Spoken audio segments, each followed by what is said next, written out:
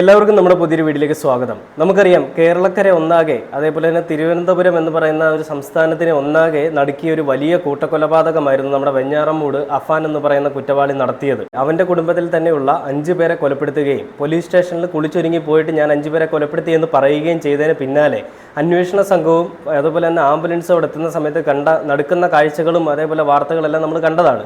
അപ്പോൾ അതിനുശേഷം അഫാൻ എന്ന് പറയുന്ന ആ ഒരു കുറ്റവാളിയുടെ മാനസാന്തരവും അഫാൻ എന്ന് പറയുന്ന കുറ്റവാളി പറയുന്ന പല കഥകളും നമ്മുടെ മാധ്യമങ്ങളിൽ കണ്ടതാണ്.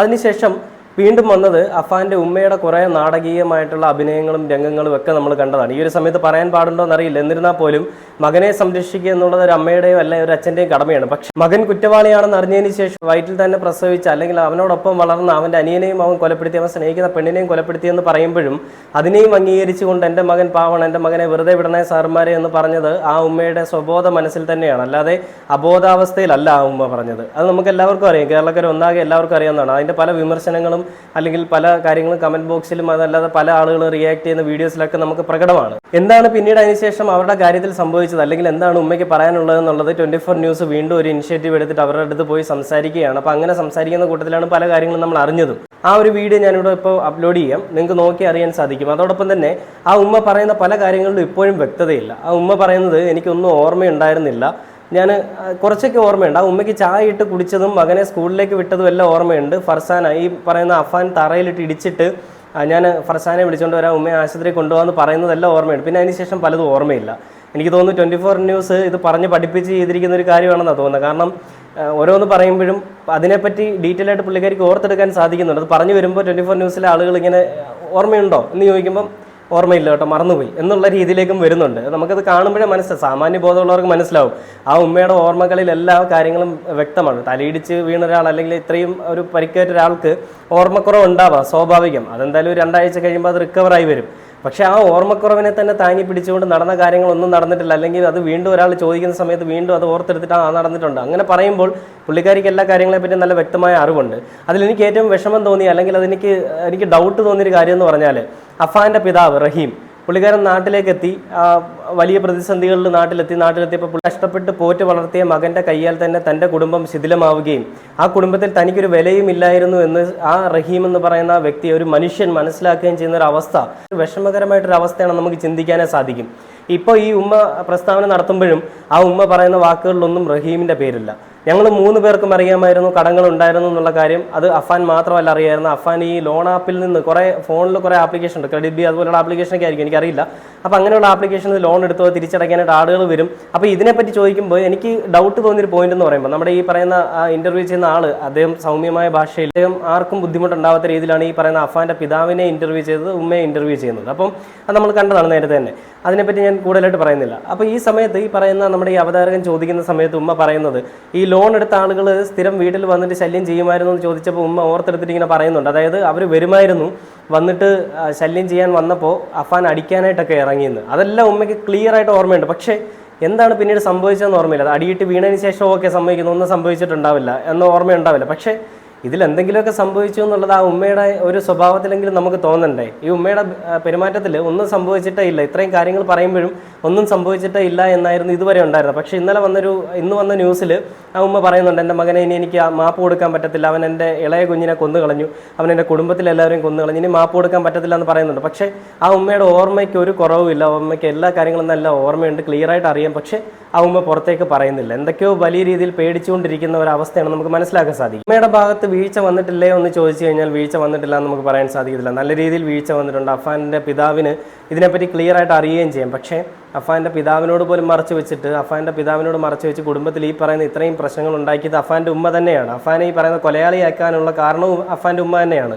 ഇനി അഫാനെ വന്നിട്ട് അഫാന്റെ ഉമ്മയ്ക്ക് കുറ്റം പറയാനായിട്ട് യാതൊരുവിധ ആവശ്യവുമില്ല, അല്ലെങ്കിൽ അതിനുള്ള അവകാശവുമില്ല. കാരണം ഇത്രയും കടങ്ങൾ ഉണ്ടായിരുന്നു, മകൻ എടുത്തു വെച്ച കടങ്ങളല്ല, കുടുംബത്തിലുണ്ടായിരുന്ന കടങ്ങളാണ്. പലിശയ്ക്ക് കൊടുക്കുന്ന പരിപാടി ഇവർക്കുണ്ടായിരുന്നു എന്ന് പറയുന്നുണ്ട്. പക്ഷേ ഇതിനെപ്പറ്റി ഒന്നും റഹീമിനെ അറിയിച്ചിരുന്നില്ല. കാരണം റഹീം ഒന്നും ഇല്ലാത്തവനായിട്ട് ഗൾഫിൽ കിടക്കുന്നതുകൊണ്ടായിരിക്കും.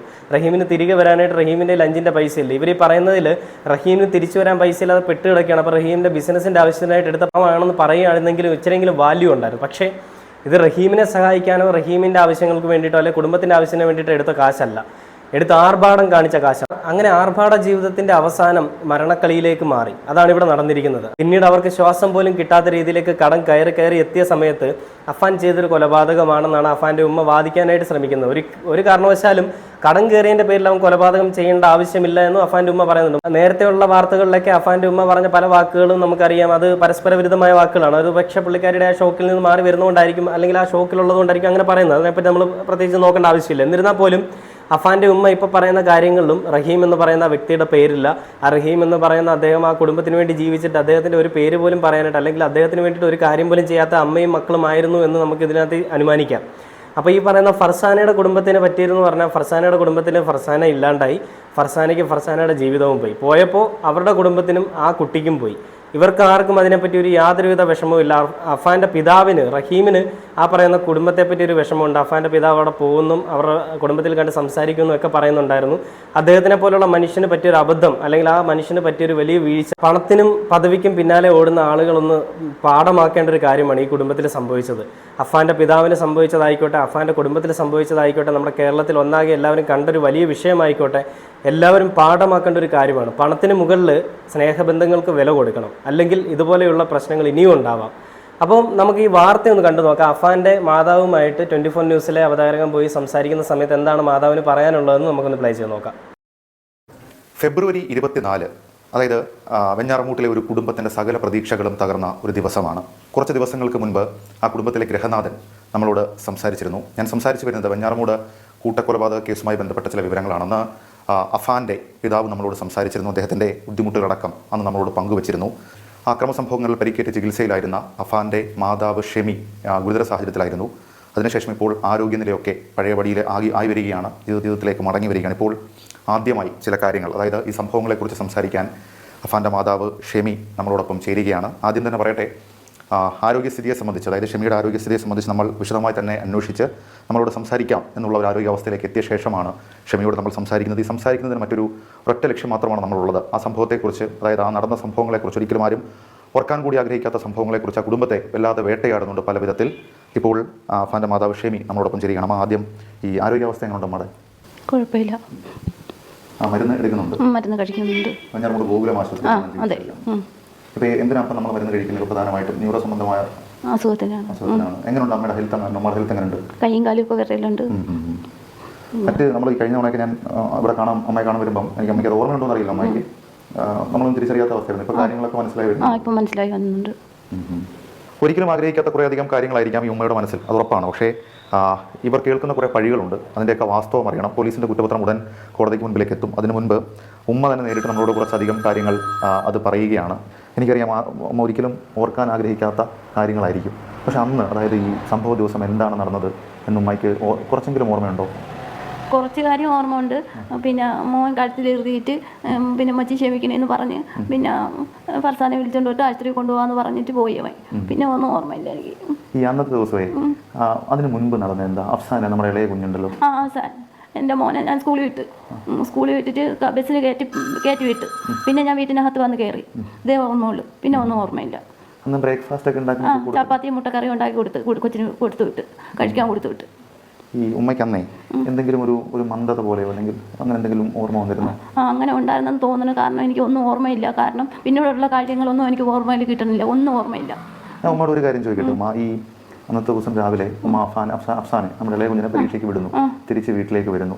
വീട്ടിലേക്ക് വന്നിട്ട് ഉമ്മ അവിടെ പാത്രം കഴുകുന്നതാണ് ഉമ്മ പറഞ്ഞത്. പാത്രം കഴുകിയപ്പോഴത്തേക്കാണ് തിരിച്ചു വന്നപ്പോൾ പുറകെ കൂടെ ഈ അഫാൻ കഴുത്തിൽ ഷോളിട്ടു. ഉമ്മ ക്ഷമിക്കും, അങ്ങനെയാണോ? എന്താ പറഞ്ഞത്? അവൻ അങ്ങനെയാണ് പറഞ്ഞത്, ക്ഷമിക്കണേന്ന് പറഞ്ഞു. അപ്പം അപ്പോഴത്തേക്ക് പിന്നെ ഞാൻ ഒന്നും വേണ്ടിയില്ല, മോനെ ഒന്നും വേണ്ടിയില്ല. പിന്നെ ഫർസാനെ വിളിച്ചോണ്ട് വരട്ടെ മക്കളെ, മച്ചി ആശുപത്രി കൊണ്ടുപോകാന്ന് പറഞ്ഞു. എന്നിട്ട് പിന്നെ കൊച്ചിനൊക്കെ എന്നൊക്കെ കണ്ടില്ല. മച്ചിക്ക് എനിക്ക് സ്വപ്നം കാണും പോലെ തോന്നി. ഇങ്ങനെ കൈയിട്ട് അടിച്ചിട്ട് സ്വപ്നം കാണും പോലെ തോന്നി. അതിന് മുൻപ് ഈ ഉമ്മ എന്തെങ്കിലും കുടിക്കുകയോ കഴിക്കുകയോ ചെയ്തിരുന്നു? കുടിക്കുകയോ ചെയ്തതെന്നുള്ള ഓർമ്മയില്ല.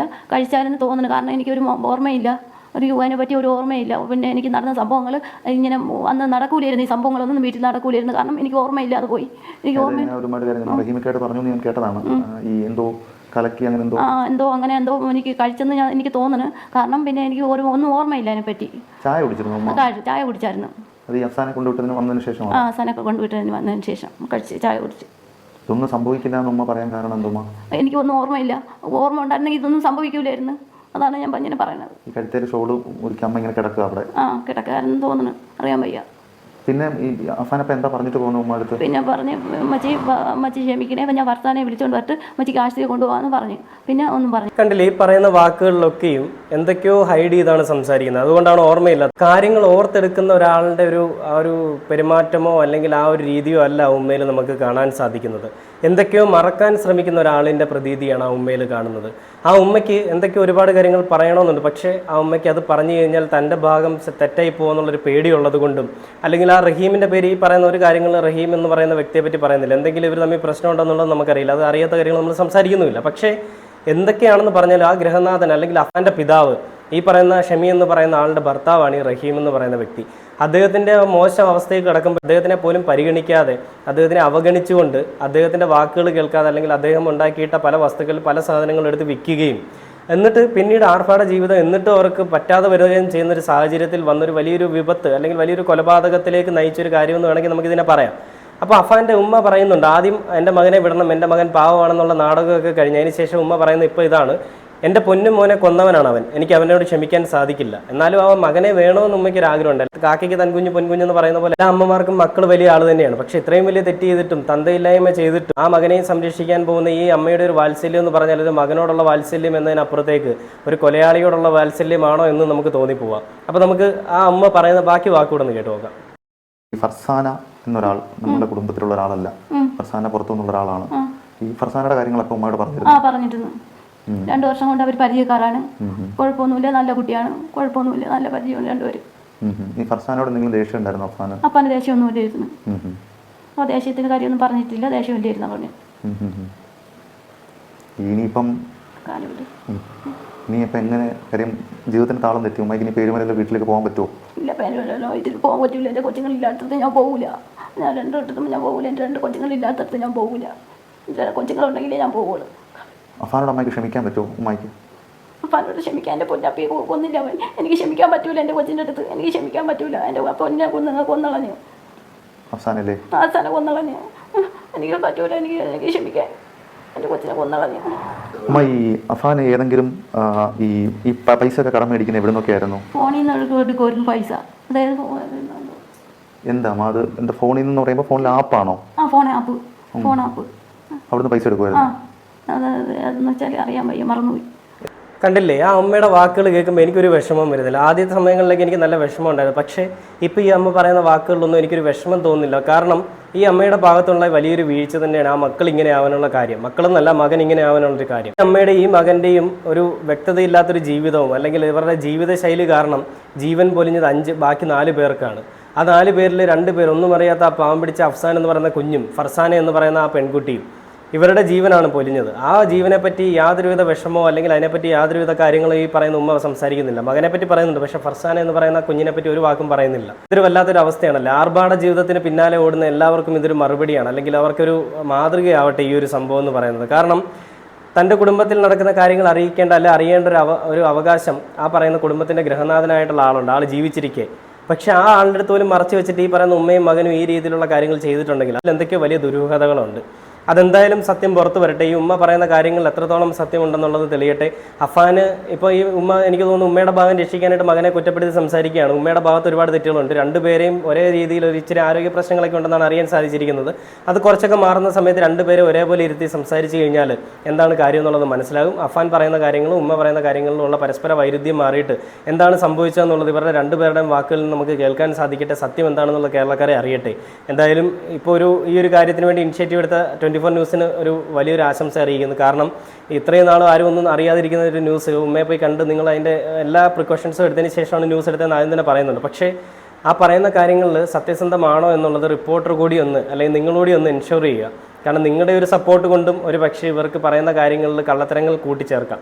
അങ്ങനെ എന്തെങ്കിലും ഉണ്ടെങ്കിൽ സത്യങ്ങൾ തെളിയിക്കാനായിരിക്കണം മാധ്യമങ്ങൾ പ്രവർത്തിക്കേണ്ടത്. അല്ലാന്നുണ്ടെങ്കിൽ പറയുന്ന കാര്യങ്ങൾ എഴുതി വെച്ചിരിക്കുന്ന കാര്യങ്ങൾ അതേപോലെ വായിച്ച് പറയാനാണെന്നുണ്ടെങ്കിൽ മാധ്യമങ്ങളുടെ ആവശ്യമില്ല. ഒരു ചെറുകിട യൂട്യൂബ് ചാനൽ മതി. ഇപ്പോൾ ഞാനൊക്കെ ഇരിക്കുന്ന പോലെ യൂട്യൂബ് ചാനൽ ആവശ്യമുള്ളൂ, പോയിട്ട് അവരെ സപ്പോർട്ട് ചെയ്ത് സംസാരിക്കാനാണെങ്കിൽ. പക്ഷേ സത്യസന്ധതയുടെ പിന്നാലെ ആണെങ്കിൽ ഈ പറയുന്ന രീതിയിലുള്ള ചോദ്യങ്ങളൊന്നും ഉണ്ടാവത്തുമില്ല. അതേപോലെ തന്നെ ഈ പറയുന്ന രീതിയിലുള്ള ആൻസറിനെ നിങ്ങൾ അംഗീകരിക്കത്തുമില്ല. ഇത് നേരത്തെ മുൻകൂട്ടി പറഞ്ഞിരിക്കുന്ന രീതിയിലുള്ള ഒരു അഭിമുഖമായിരുന്നു എന്നുള്ളത് നമുക്ക് കാണുമ്പോൾ തന്നെ എല്ലാവർക്കും മനസ്സിലാവും. എന്തായാലും സത്യം പറഞ്ഞേക്ക് പുറത്ത് വരട്ടെ. കുറ്റവാളി ആരാണെങ്കിലും, അഫാൻ്റെ ഉമ്മയാണെങ്കിലും അഫാനാണെങ്കിലും അതിന് തക്കതായ ശിക്ഷ കിട്ടട്ടെ എന്ന് ഈ ഒരു സമയത്ത് ഞാൻ പറയുകയാണ്.